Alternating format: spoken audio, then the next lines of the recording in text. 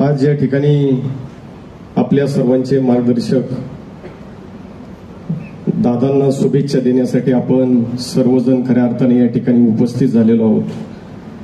खरं तर हा आयुष्याचा एक असा टप्पा आहे की ज्या टप्प्यावरती पाठीमागं वळून पाहत असताना त्याचं सिंहावलोकन होणं फार आयुष्यामध्ये गरजेचं आहे। एक असं व्यक्तिमत्व की ज्यांनी प्रतिकूल परिस्थितीमध्ये आपल्या आयुष्याची सुरुवात करत असताना पेपर विकण्यापासून सुरुवात केली, त्याच्यानंतर एका इलेक्ट्रिक कंपनीमध्ये वॉचमॅन म्हणून काम केलं आणि ह्या संपूर्ण प्रवासामध्ये हळूहळू ज्या पद्धतीने आपण काबड कष्ट आंबेगावचे लाडके कलाकार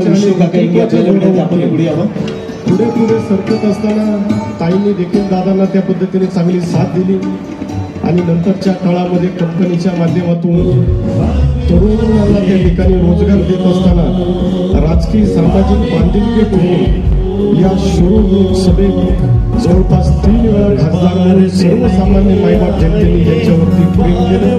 त्या दादांना खऱ्या अर्थाने या ठिकाणी सर्वांच्या वतीने शुभेच्छा देत असताना दादांचा प्रवास हा वाचण्याजोगा आहे।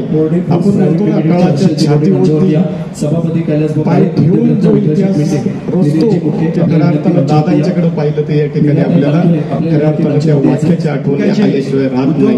आज प्रत्येकाला वाटतं की मला शिवाजीराव दादा सारखं झालं पाहिजे। जुन्नर तालुक्याचे माजी आमदार आणि एक नेतृत्व म्हणून ओळखले जाणारे आमचे अतुल शेठ बेनके व्यक्ती आयुष्यामध्ये जन्माला येऊ शकते, सामाजिक खासदार दोन वस्तू एकमेकांवर आदळल्या अथवा त्या एकमेकांना कारणीभूत नाद निर्माण झाला तर त्या नादाला अहत नाद होऊ शकतो। अनाहत नाद म्हणजे स्वयंभू त्यांना स्वतःच्या प्रकाशात स्वतःला वाट दिसते, नेमकी अनबानी पायानं नेमकी वाट शोधून यशाच्या अचूक शिखरावर पाय रोवून वाट चुकलेल्यांना दिशा व आधार देणाऱ्या आज खासदारपदी विजयमान असलेल्या एका साध्या पोराची कहाणी हे सुंदर असं पुस्तक अनाहत पुस्तक दादांना सामोरं जावं लागलं, परंतु ती प्रतिकूल परिस्थिती होती। परंतु आता दादांच्या कायम चर्चा होती की दादा खासदार होतात, परंतु दादाला कुणाला आमदार नाही करता आलं। पण आज दादांचा हा एक कार्यकर्ता, ग्रामपंचायत सदस्य, जिल्हा परिषद सदस्य, त्याच्यानंतर शिवसेनेचा जिल्हा प्रमुख आणि आमदार म्हणून दादांनी या ठिकाणी घडवला। दादाला गेल्याशिवाय निश्चितपणे त्या ठिकाणी राहत नाही। या कुटुंबाने दिलेला आधार, खरं तर राजकीय सामाजिक जीवनामध्ये कार्यकर्त्याला आधार कसा द्यावा हे दादांच्याकडनं त्या ठिकाणी खऱ्या अर्थानं शिकलं पाहिजे। एक छोटासा किस्सा मी सांगतो, फारसा वेळ काही घेणार नाही।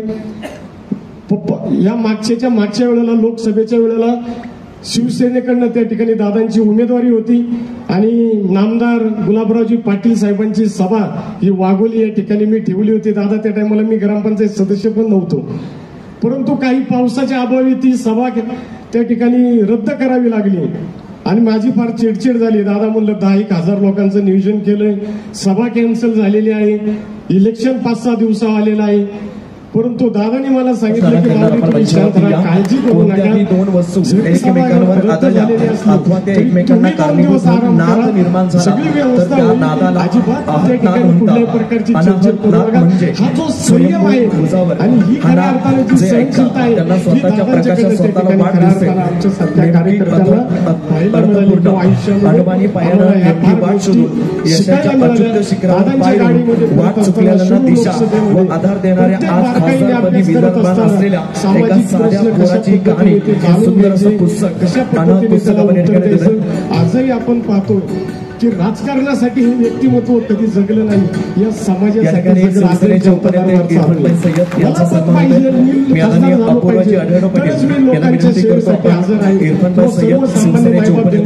या बातमीचे प्रायोजक आहेत Sita Motors service and spares.